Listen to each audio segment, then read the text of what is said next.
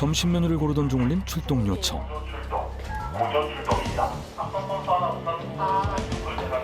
화재 발생이신. 아니 학생부가 어딨어? 119 안심콜로 들어온 화재 건입니다.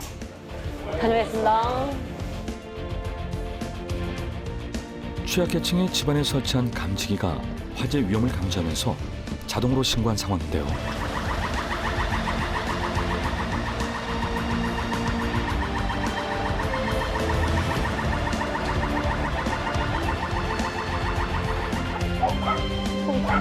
그런데 어딜 이렇게 뛰어가는 걸까요? 95도씨.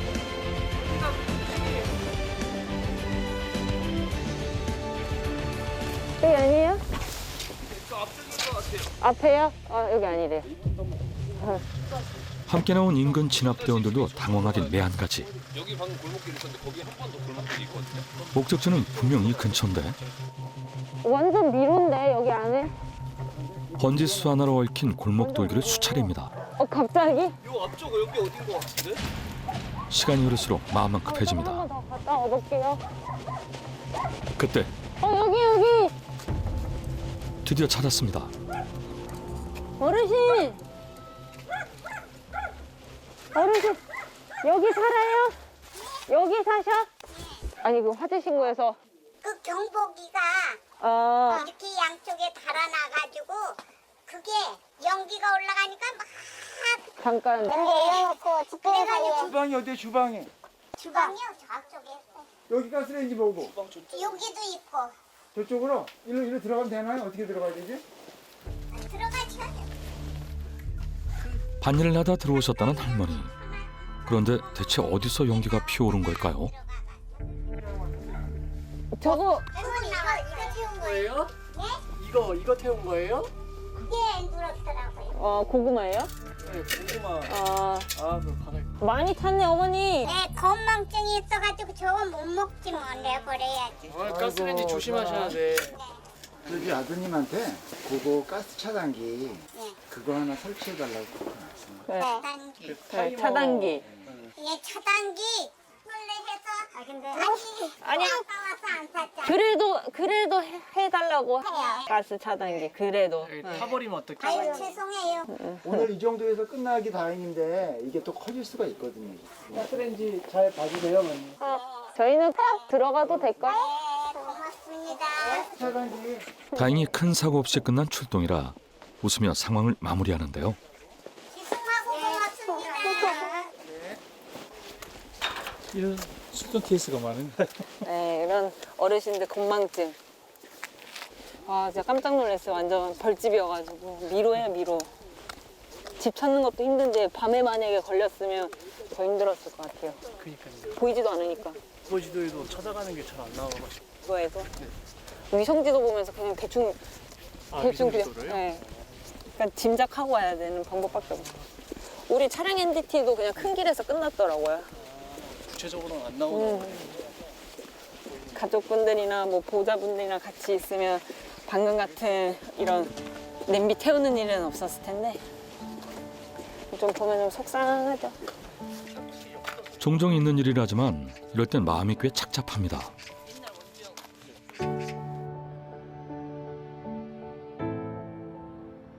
고생했습니다. 밥이 온 것 같아요. 나이스 타이밍. 고생한 대원들 먹기에 딱 맞춰 차려진 점심상입니다. 다녀왔습니다. 무격자가 너무 많이 차이. 여기 2,000원 차이를 하니. 맛있게 먹어요. 맛있게 드세요. 맛있게 드세요. 근데 좀 돈가스 좀 드셔보실래요? 돈가스 오므라이스 이제. 이렇게 훈훈한 식사 중에 순간 찬물을 끼얹는 제작진의 한마디. 내가 오늘은 출동하고 식사는 하시네. 그런 얘기 하시면 안 돼요. 그냥 출근해서 출동 얘기는 별로 안 해. 건수 뭐 이런 거. 징크스 같은 거죠.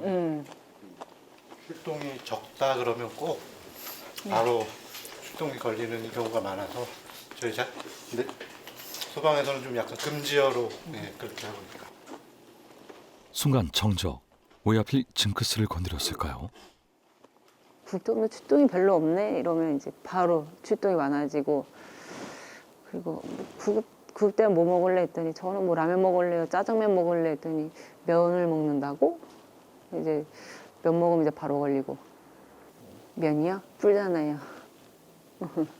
빨리 마셔야 되거든요, 면 시키면. 그래서 아까 저 점심에 돈가스 쫄면 시켰는데 쫄면부터 먼저 해치웠습니다. 출동 걸리기 전에 쫄면을 먹어야죠. 돈가스는 갔다 와서도 먹을 수 있는데.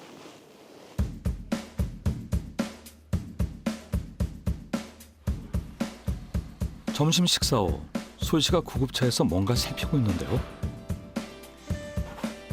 한바탕 출동이 없고 난 후엔 틈이 날 때마다 필요한 장비가 빠져있진 않은지 점검하는 겁니다.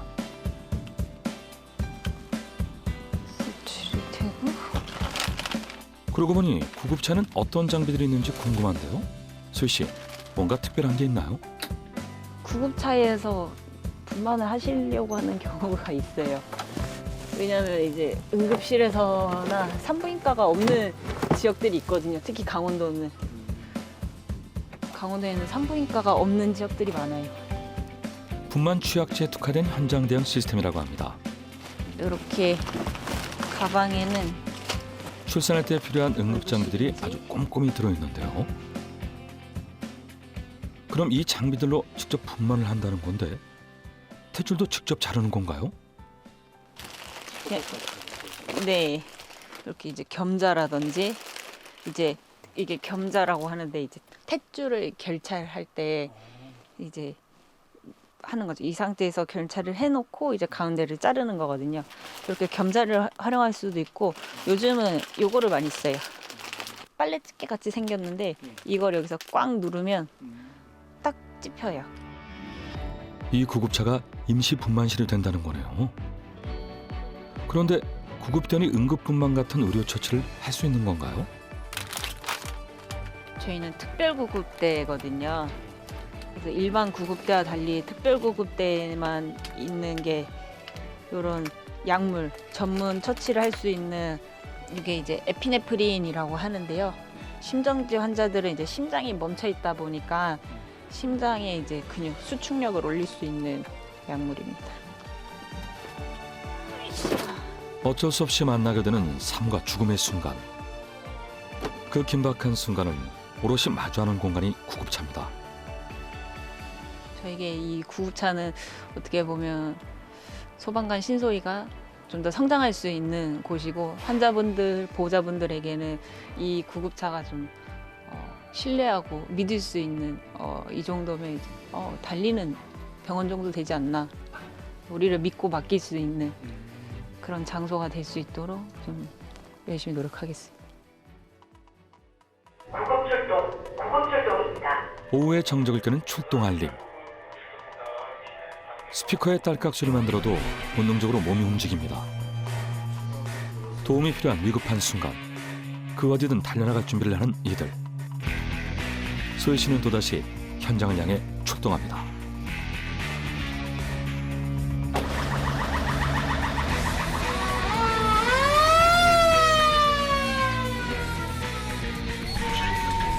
운전 중 도로에서 정신을 잃은 환자가 있다는 신고를 받고 출동하는 길.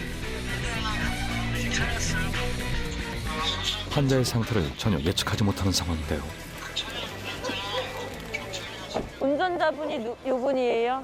아, 네. 지금 뭐 머리 아프거나 어지럽거나. 그 혹시 운전하시는 건 기억나요? 근데 잠깐 저기 안에서 뭐 쓰러졌다 이렇게 신고가 들어왔거든요. 평소에 지병 있어요? 없어요? 지금 평소에 약 드시는 거 있어요? 약? 혈압약. 그런데 운전자의 상태가 아주 불안해 보입니다. 몸을 제대로 가누기가 힘든 것 같은데요. 당뇨. 일상적인 내용에 대한 질문에도 답을 얼버무립니다. 갑자기 운전하다 이런 일이 네, 이전에도 이런 적 있어요?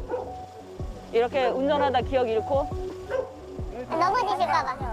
기억 안 잃었어요. 건강 체크 먼저 한번 해보고 나서 제가 네. 제가 좀 혈압이 좀 높은 편이긴 한데. 경찰까지 출동한 상황. 일단 구급차로 옮겨서 환자의 건강 상태를 확인하기로 합니다. 소주 3병.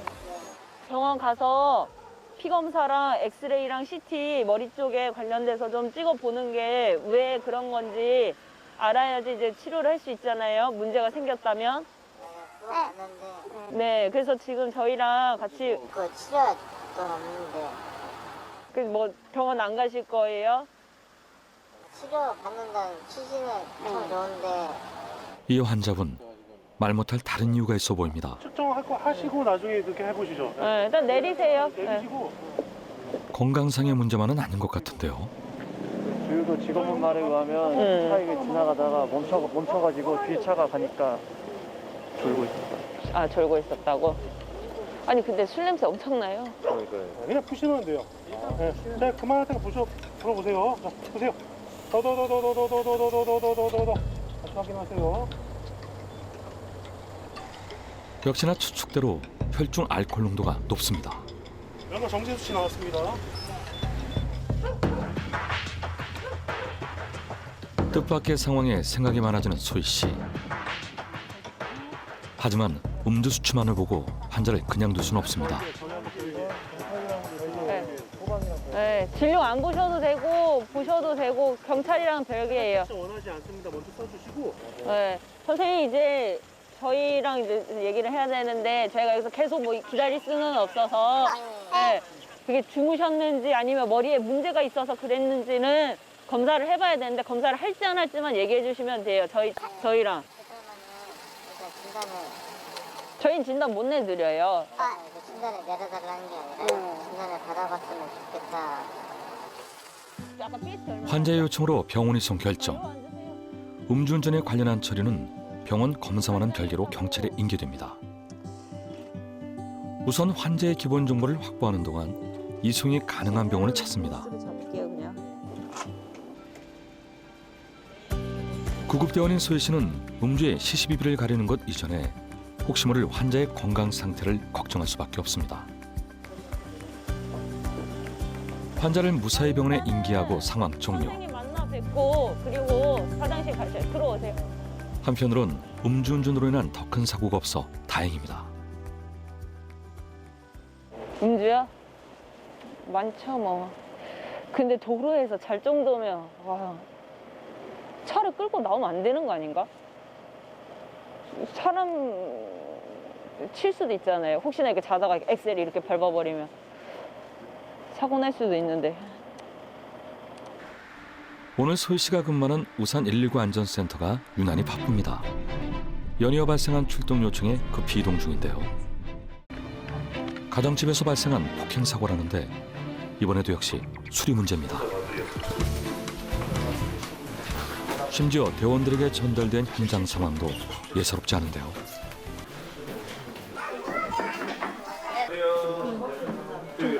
어머니이신데 뒷머리 튀어나셔서. 온 집안이 아수라장입니다. 환자분 여기. 심각한 몸싸움이 있었던 건지 군데군데 핏자국까지 선명합니다.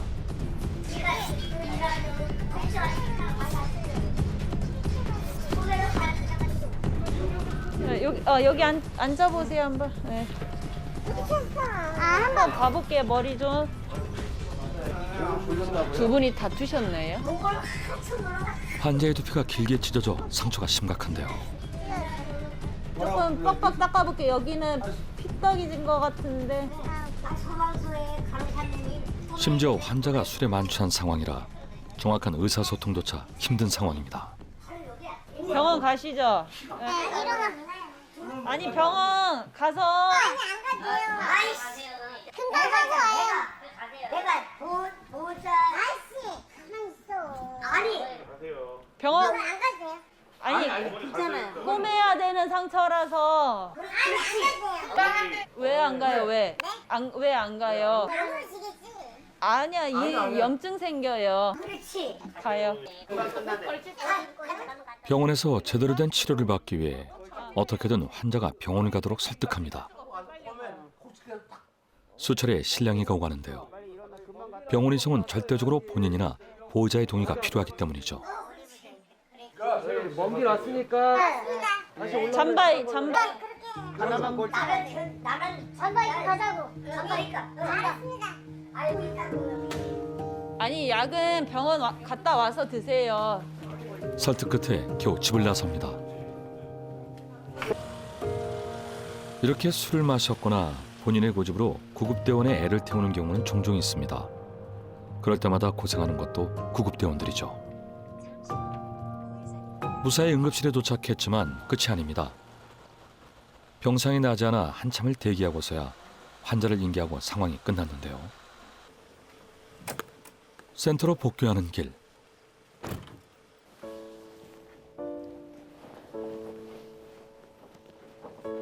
소희 씨가 꽤 지쳐 보입니다.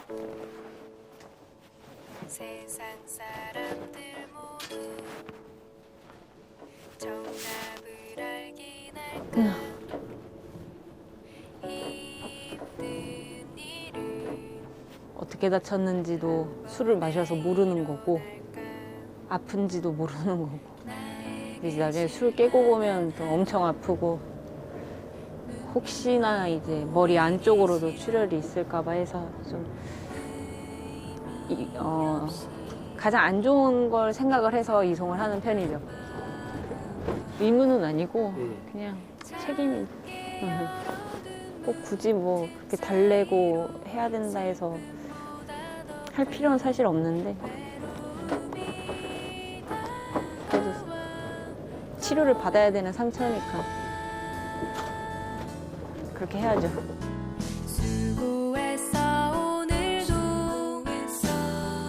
아무도 너의 슬픔에 관심 없대도 난 늘 응원해 수고했어 오늘도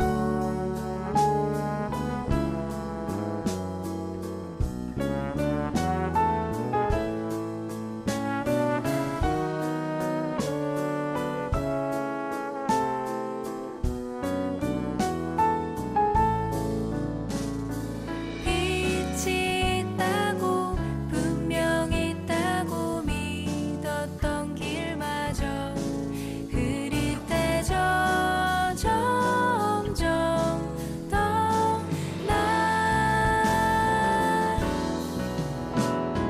수고했어 오늘도 아무도 너의 슬픔에 관심 없대도 난 늘 응원해 수고했어 수고했어 수고했어 오늘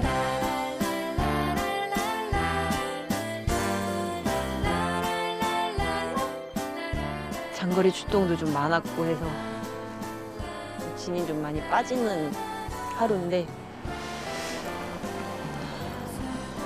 이게 크게 가슴에다가 찬 공기를 불어 넣으면 시원하잖아요.